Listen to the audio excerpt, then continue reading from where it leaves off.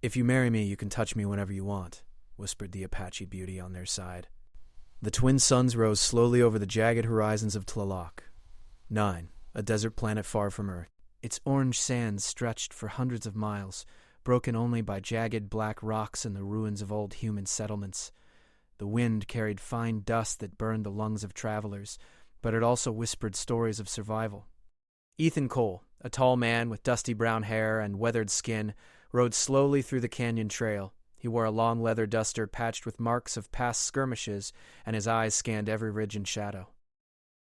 His horse, a cybernetically enhanced mare named Ranger, adjusted its steps carefully across the shifting sands. Ethan wasn't just a cowboy. He was a space ranger, a protector of trade routes that connected the scattered human colonies. Raiders often struck from the shadows, using alien technology scavenged from planets long abandoned. Merchants relied on men like Ethan to ensure they didn't disappear into the sands, or worse, vanish into space altogether. Today the trail was quiet, too quiet. He tightened his grip on the rifle slung across his back. "Something's out there," he muttered. The wind shifted, carrying a faint hum, unlike any natural sound he had ever heard.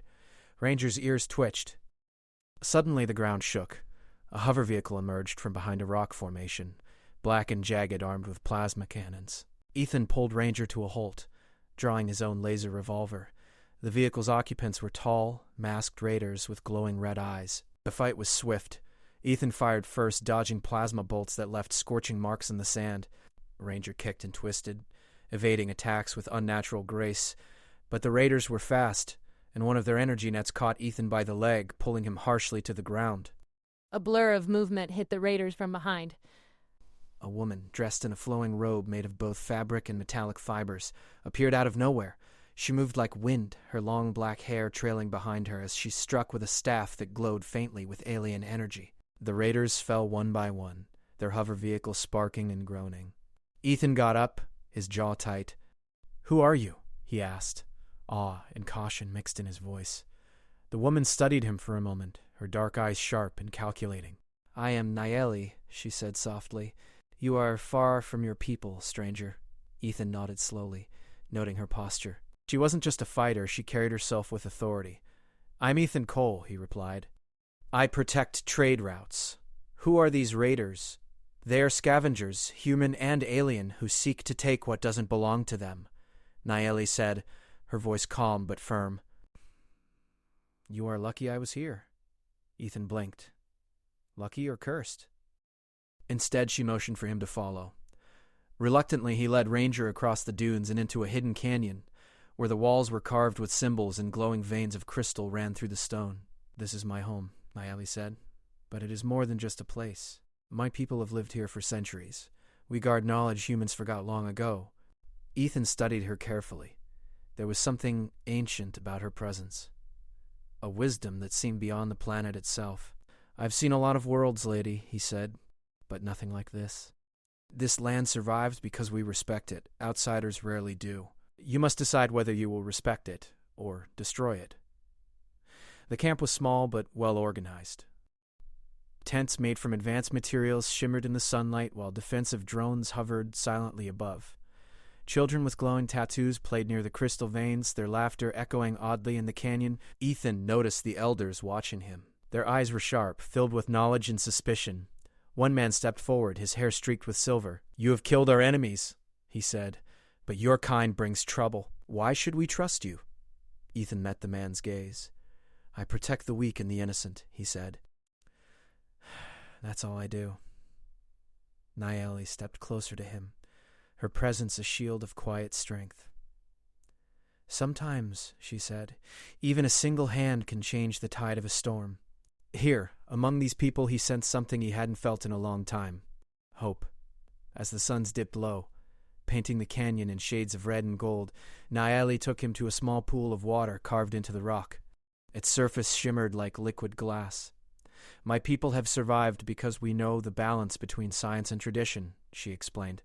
"The technology buried beneath this planet is powerful but dangerous. Humans like you often forget the danger of power." Ethan nodded. "I've learned that the hard way." "Then perhaps you will understand why I offered my help. Not all outsiders are enemies, but all must prove themselves." For the first time, Ethan felt the weight of choice pressing on him. He could continue his lonely path as a space ranger, riding between settlements, or he could stay here with people who needed him, and perhaps someone who trusted him in a way he had never known. The night fell quickly, and the canyon glowed under the light of 2 moons. Ethan watched as Nayeli sat by the fire, her hands moving over a strange device that hummed softly. The glow reflected in her eyes, showing a mixture of determination, intelligence, and something else he couldn't name. "Tomorrow," she said, not looking up, "we ride to the old ruins. If you want to survive here, you will need to learn more than just how to shoot a gun. You must learn respect." Ethan nodded. He didn't know if he was ready, but something in her words pulled him forward. For the first time in a long while, he felt that he belonged somewhere, not just on a planet, but in a story bigger than himself. The wind howled outside the canyon walls, carrying whispers of old battles and lost knowledge. Ethan sat quietly, thinking of the road ahead. Whatever lay in the ruins, he knew it would change everything. And for the first time, he didn't feel afraid. The air was thick with tension as Ethan rode beside Nayeli through the jagged canyon paths. The twin suns had barely risen, casting long shadows over the dunes, and the wind carried the faint hum of machinery buried deep under the planet's surface. "Ethan," Nayeli said, her eyes scanning the horizon, "we don't have much time. The mining corporations are moving faster than we expected. If they reach the core, Tlalak, 9 could collapse in hours."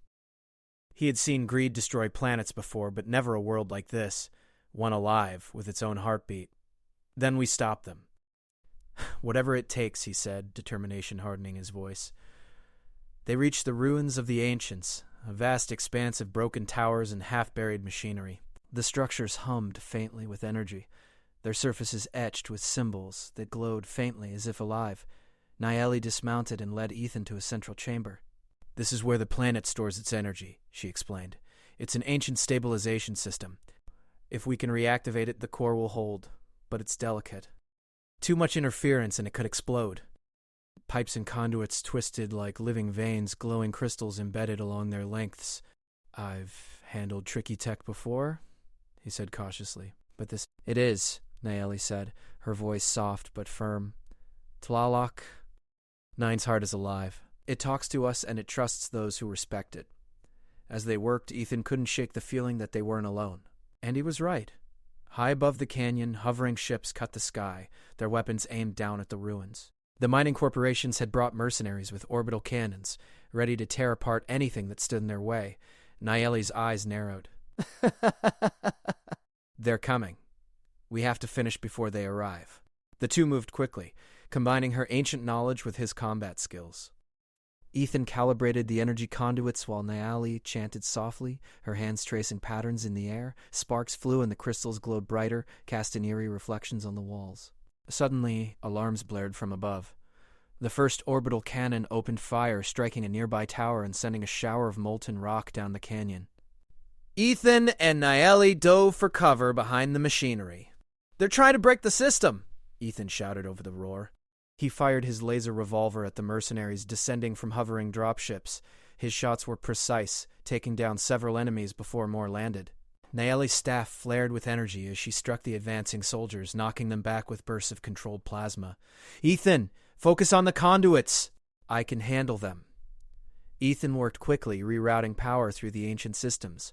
Sparks flew as alien circuits hummed to life. The ground beneath them rumbled, and for a moment the entire chamber seemed alive, pulsing like a heartbeat. But the mercenaries were relentless. One of them planted a charge on the main crystal conduit. Ethan saw it in time and leaped forward, slamming his body against the device to deactivate it. The explosion shook the chamber, knocking him off his feet, but the conduit survived. Nayeli rushed to him, her hands steadying him. "Are you hurt?" she asked. Ethan shook his head.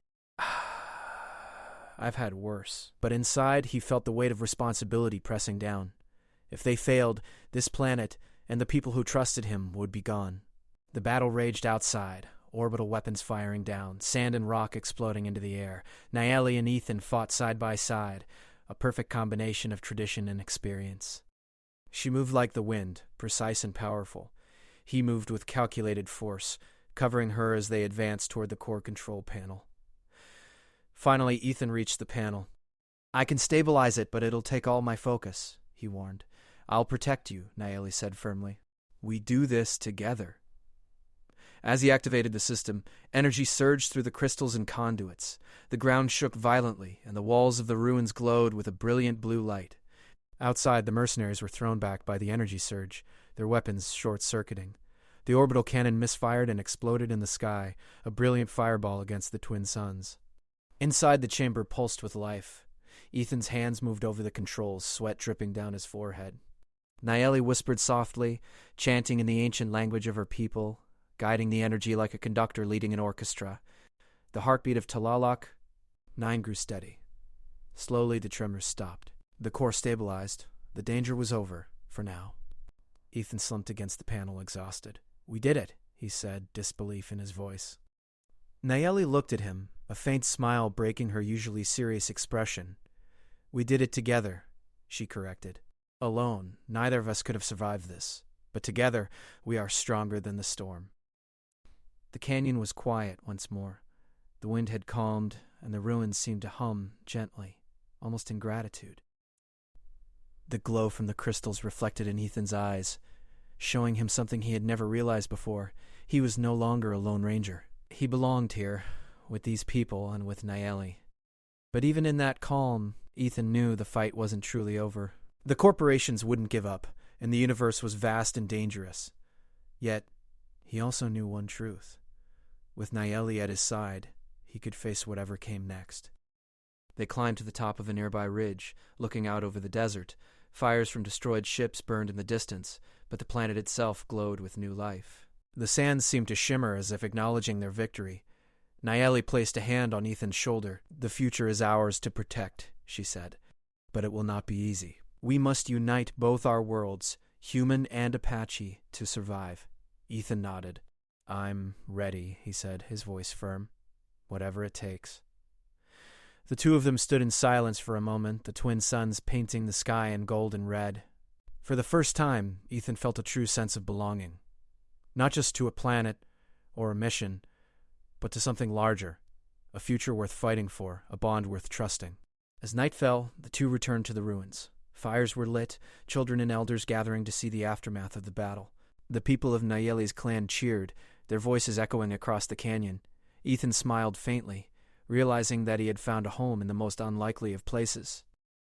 Outside the stars of Tulalok, 9 sky were bright, scattered like diamonds over the desert.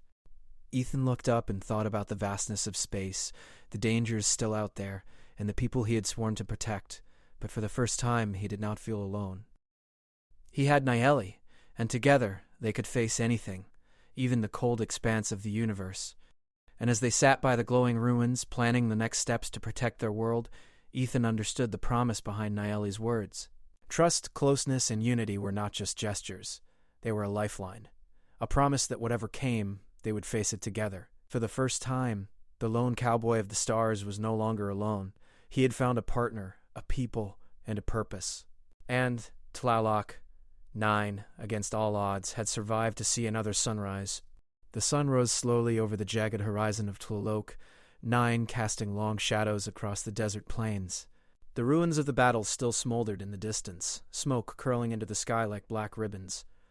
Ethan and Nayeli stood atop a ridge, their eyes scanning the horizon. The planet was calm for the first time in weeks, but Ethan knew the danger was not yet gone. The corporations will not forget this, Ethan said, his voice low but steady. They will come back with more weapons, more soldiers. They won't stop until they own everything. Nayeli's dark eyes reflected the rising sun. Then we show them that this world is not theirs to claim, not by force, not by greed. They rode down from the ridge toward the canyon, where the rest of Nayeli's clan had gathered. Children and elders alike were working together, clearing debris, repairing structures, and tending to the wounded. The air was filled with a sense of cautious hope.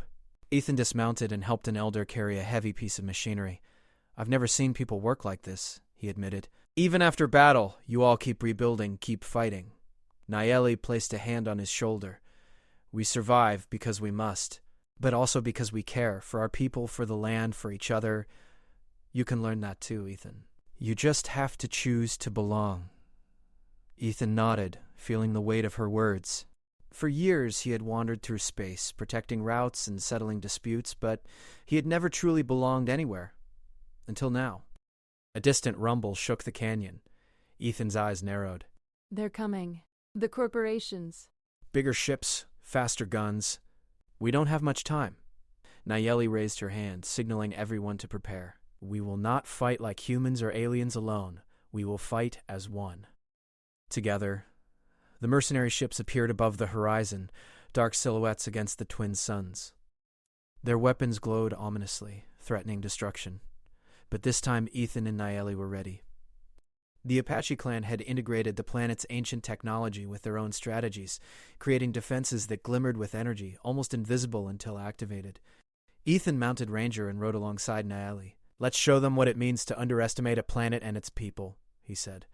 The first wave of attackers descended, and the battle erupted. Laser fire lit the sky, shadows leaping across the dunes. Nayeli moved with precision, her staff releasing controlled blasts that disabled the mercenaries' armor and weapons. Ethan covered her, shooting with accuracy, taking down any enemy who tried to breach their defenses. But the corporations were relentless. Larger ships moved into position, dropping bombs designed to crush the ruins. Ethan realized that conventional fighting wouldn't be enough. They needed to control the planet itself. "Follow me," Nayeli shouted. She led Ethan and a team of warriors into the central energy chamber, where the ancient machinery still pulsed from their previous stabilization efforts. "This is it," Nayeli said. "If we can overload the system strategically, we can create a protective shield over the entire canyon. But it will take everything we've got. And trust." Ethan's hand brushed against hers. For a brief moment, the words she had whispered weeks ago came back to him. The promise, the trust, the bond. He realized now that it was more than just a personal connection. It was a symbol of unity. "I trust you," he said simply. She nodded. "Then let us protect our home together."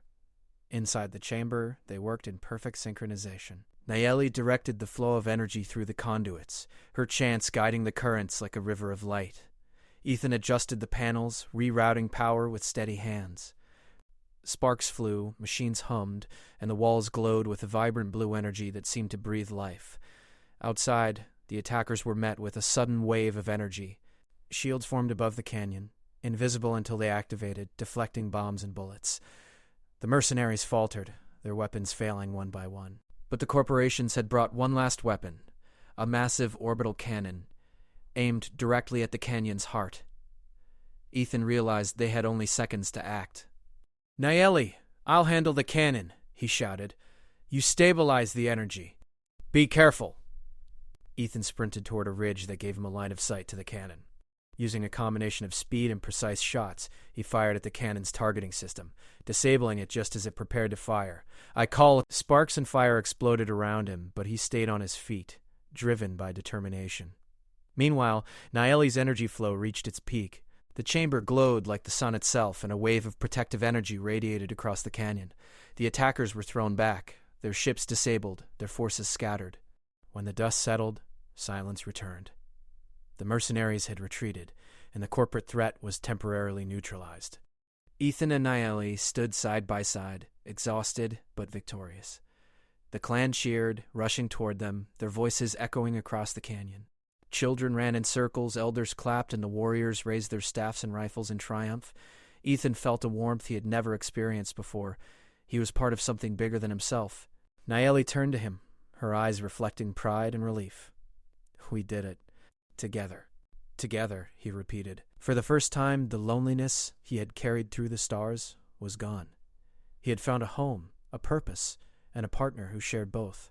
In the days that followed, Ethan helped repair the damages from the attack, but more importantly, he helped the humans who had survived the battle understand the value of unity. Trade routes were restored, not through force, but through cooperation. The people of Tlaloc. 9 learned to trust each other, humans and Apache alike, blending their strengths.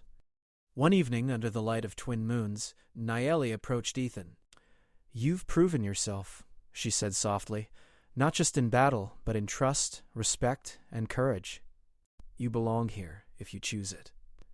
Ethan looked at her, feeling the weight of her words and the memories of the battles they had fought. "I choose," he said firmly. "I belong here. With you. With your people." Nayeli smiled, a quiet warmth in her eyes. Then you are not just a protector, Ethan Cole. You are family. The clan gathered for a ceremonial celebration, honoring both the planet and the unity they had forged. Firelight danced across the canyon walls, laughter and music filling the air. Ethan watched Nayeli, her presence calm and strong, and felt a peace he had never known. As the night deepened, Ethan and Nayeli stood at the edge of the canyon, looking out at the horizon. The twin suns would rise again, bringing warmth, light, and hope. The planet was alive, thriving, and they had fought to protect it, not for glory, but for survival and unity. Ethan realized that the promise she had whispered so long ago was more than words. It was a lesson, a symbol, and a bond that connected them to each other and to the planet itself. Trust, respect, and unity were the real weapons of survival. And as they watched the stars shimmer above Tulalak, Ethan understood that he had found more than a mission or a planet to protect. He had found a place to belong, a people to fight for, and a partner who shared his purpose. For the first time in his life, Ethan Cole felt whole. Tulalak. 9, scarred but alive, would continue to thrive under their care. And the lone cowboy who had once wandered the stars now stood as a bridge between worlds. Human and Apache, tradition and technology, past and future. Together they had turned the desert into a beacon of hope, and together they would face whatever challenges the universe had yet to throw at them. The winds of the canyon whispered through the dunes, carrying stories of courage, trust, and unity. Ethan and Nayeli stood side by side, ready for the next sunrise, the next challenge, and the next adventure. Together,